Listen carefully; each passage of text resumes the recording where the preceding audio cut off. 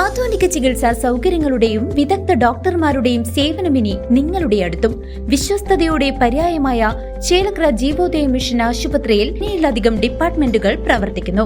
കൂടാതെ 24 മണിക്കൂറും പ്രവർത്തിക്കുന്ന ഫാർമസി, ലാബ്, എക്സ്റേ, അത്യാഹിത വിഭാഗം എന്നിവയുമുണ്ട്.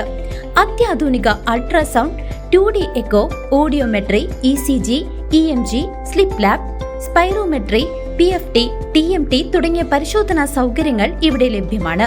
ഏറ്റവും കുറഞ്ഞ നിരക്കിൽ ഡയാലിസിസ് സേവനവും ഒരുക്കിയിരിക്കുന്നു. അത്യാധുനിക ആംബുലൻസ്, ICU ആംബുലൻസ് സേവനവും ലഭ്യമാണ്. ചേലക്കര ബസ് സ്റ്റാൻഡിൽ വൺ വേ സംവിധാനം അട്ടിമറിക്കപ്പെടുന്നതായി പരാതി. ട്രാഫിക് റെഗുലേറ്ററി കമ്മിറ്റി നിഷ്ക്രിയമെന്ന ബസ് തൊഴിലാളികളുടെ ആക്ഷേപം. ചേലക്കര ബസ് സ്റ്റാൻഡിൽ ഗതാഗത നിയമങ്ങൾ കാറ്റിൽ പറക്കുന്നതായും വൺ വേ നോ പാർക്കിംഗ് സംവിധാനങ്ങൾ പൂർണ്ണമായും അട്ടിമറിക്കപ്പെടുന്നതായും വ്യാപകമായ പരാതി ഉയരുന്നു. ബസ്സുകൾ പുറത്തേക്ക് പോകേണ്ട വഴിയിലൂടെ സ്വകാര്യ വാഹനങ്ങൾ അനധികൃതമായി അകത്തേക്ക് പ്രവേശിക്കുന്നത് നിത്യസംഭവമായി മാറിയിരിക്കുകയാണ്. ഇത് ബസ് സ്റ്റാൻഡിനുള്ളിൽ വലിയ രീതിയിലുള്ള ഗതാഗത കുരുക്കിനും അപകടങ്ങൾക്കും കാരണമാകുന്നതായി ബസ് തൊഴിലാളികൾ ആരോപിക്കുന്നു. പഞ്ചായത്തിലെ ട്രാഫിക് റെഗുലേറ്ററി കമ്മിറ്റി ഇത്തരം നിയമലംഘനങ്ങൾക്ക് നേരെ കണ്ണടയ്ക്കുകയാണെന്നും സമിതി വെറും നോക്കുകുത്തിയായി മാറിയെന്നും ആക്ഷേപമുണ്ട്. സത്യത്തിൽ ഹെൽമെറ്റ് വെച്ചില്ലേ ഞാൻ വരുന്നു, കറക്റ്റായിട്ട് വീഡിയോ എടുത്തിട്ട് അയച്ചു കൊടുത്തു, ക്യാമറ ഫൈൻ എൻ്റെ ഫോണിൽ വന്നു, അതൊക്കെ ശരിയാണ്. പക്ഷെ നമ്മളൊരു വൺ വേ സമ്പ്രദായം എന്നുള്ള നിലയ്ക്ക് ചേലക്കര ബസ് സ്റ്റാൻഡിൻ്റെ പുറത്ത് ബോർഡ് വെച്ചിട്ടുണ്ട്. നോ പാർക്കിംഗ് എന്ന് പറഞ്ഞിട്ട് കുറച്ച് ബോർഡുകൾ വെച്ചിട്ടുണ്ട്. ഇതൊന്നും ശ്രദ്ധിക്കാണ്ട് ഹെൽമെറ്റ് വെക്കാത്ത ആളെ അത് ചെയ്യണം. നിയമ നടപടികൾക്ക് വിരുദ്ധമായ ചില കാര്യങ്ങളാണ് ചെയ്യുന്നത്, അതൊക്കെ ചെയ്യണം. പക്ഷെ ഇത് മാത്രം എന്തുകൊണ്ട് കണ്ടില്ല എന്ന് നടിക്കുന്നത്? നോ പാർക്കിംഗ് മേഖലകളിൽ പോലും വാഹനങ്ങൾ യഥേഷ്ടം പാർക്ക് ചെയ്യുന്നത് ബസ്സുകൾക്ക് തടസ്സമാകുന്നുണ്ട്. ഹെൽമറ്റ് പരിശോധനയിലും മറ്റ് പെറ്റി കേസുകളിലും ജാഗ്രത കാട്ടുന്ന പോലീസും ഹോംഗാർഡും സ്റ്റാൻഡിനുള്ളിലെ ഈ ഗുരുതരമായ നിയമലംഘനങ്ങൾ കണ്ടില്ലെന്ന് നടിക്കുകയാണെന്ന് തൊഴിലാളി യൂണിയൻ നേതാക്കൾ കുറ്റപ്പെടുത്തി.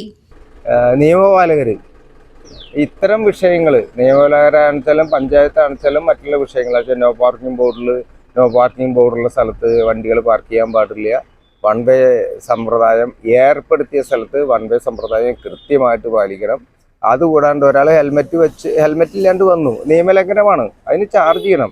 മറിച്ച് ഇത്തരം വിഷയങ്ങളും കൂടി പരിശോധിച്ചിട്ട് വേണം എല്ലാ നിയമ നടപടികളും. ഞാനൊരു നിരപരാധി എന്നുള്ള നിലയ്ക്ക്, അല്ലാണ്ട് ഒരു പൊതുപ്രവർത്തകൻ എന്നുള്ള നിലയ്ക്കൊന്നും ഞാൻ ഇതിനെക്കുറിച്ചൊന്നും കൂടുതൽ പറയുന്നില്ല. ഇത്തരം തെമ്മാടിത്തരങ്ങൾ ഈ ചില ഹോം ഗാർഡുകളോ അല്ലെങ്കിൽ മറ്റ് ചില ഉദ്യോഗസ്ഥന്മാരെ ചെയ്യുന്നത് വളരെ മോശപ്പെട്ട കാര്യം. വലിയ അപകടങ്ങൾ സംഭവിക്കുന്നതിനു മുൻപ് ട്രാഫിക് റെഗുലേറ്ററി അതോറിറ്റിയും പഞ്ചായത്ത് അധികൃതരും അടിയന്തരമായി ഇടപെട്ട് ഗതാഗത സംവിധാനം പുനഃസ്ഥാപിക്കണമെന്നാണ് തൊഴിലാളികളുടെ ആവശ്യം. കേരളത്തിലെ ഏതെങ്കിലും ബസ് സ്റ്റാൻഡിൽ ഇത്രമാത്രം പൊതു വണ്ടികൾ നിർത്തുന്ന ഒരു സ്ഥലം, 2 വീലർ കാലത്ത് നേരത്തെ എത്തി കഴിഞ്ഞാൽ ഒരു 5:30 മുതൽ പാർക്കിംഗ് കൊടുക്കും. ചില ആളുകൾ 2 മണിക്കൂർ 2 ദിവസം കഴിഞ്ഞിട്ട് എടുത്തിട്ട് പോണത് നോ പാർക്കിംഗ് സ്ഥലത്ത്. ഇതൊക്കെ ആരന്വേഷിക്കുക? ഇതിന് ഹോം ഗാർഡ് ഇല്ല, പോലീസില്ല, അവരെ കുറ്റമായിട്ടല്ല വേണത്. ഇതിനെന്താ ഒരു മൗനാനുവാദം കൊടുക്കുന്നത് എന്നുള്ളൊരു കാര്യം. CCV news Chelakkara.